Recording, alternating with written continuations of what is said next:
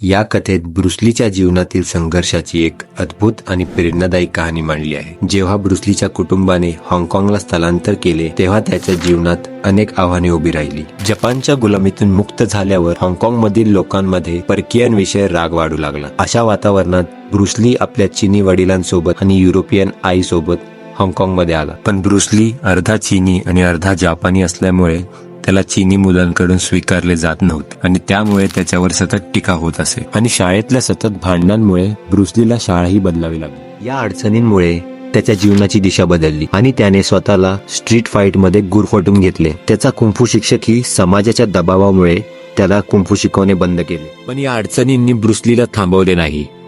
त्याने एका मित्रासोबत सराव सुरू ठेवला आणि स्वतःला घडवत राहिला। एकदा त्याने माफियाच्या मुलाला हरवले, त्यामुळे त्याच्या वडिलांनी त्याला अमेरिकेत पाठवण्याचा निर्णय घेतला। अमेरिकेत आल्यावर ब्रुसलीने वेटरचे काम केले, हॉटेलच्या खोल्या साफ केल्या, पण त्याचे स्वप्न त्याने सोडले नाही। पुढे जाऊन त्याने फिलॉसॉफीची डिग्रीही मिळवली आणि आपल्या विद्यार्थ्यांना कुंफू शिकवण्यास सुरुवात केली। इथेच त्याने विंग चू आणि इतर मार्शल आर्ट मध्ये आपले कौशल्य विकसित केले। एकदा त्याने एक खरी लढाई स्वीकारली आणि 90 सेकंदात जिंकली सुद्धा। पण त्याला जाणवले की त्याच्या 20 वर्षाच्या प्रशिक्षणाने त्याला अशा लढाईसाठी पूर्णपणे तयार केले नव्हते। या अनुभवामुळे ब्रुसलीने पारंपरिक पद्धतीला जुगारून दिले आणि कुंफू, बॉक्सिंग, डान्स याचे मिश्रण करून एक नवीन पद्धत विकसित केली। आज ब्रुसली त्याच्या लढाईच्या अनोख्या शैलीमुळे, तत्वज्ञानामुळे आणि अपार जिद्दीमुळे जगभर प्रसिद्ध आहे। आपल्याला नेहमी वाटते की प्रतिभा ही नैसर्गिक असते, पण ती कठोर मेहनत, समर्पण आणि सातत्याने केलेल्या सरावातून निर्माण होते। यशस्वी होण्यासाठी ठराविक निश्चय, कठोर परिश्रम आणि सखोल सराव हा खरा मार्ग आहे।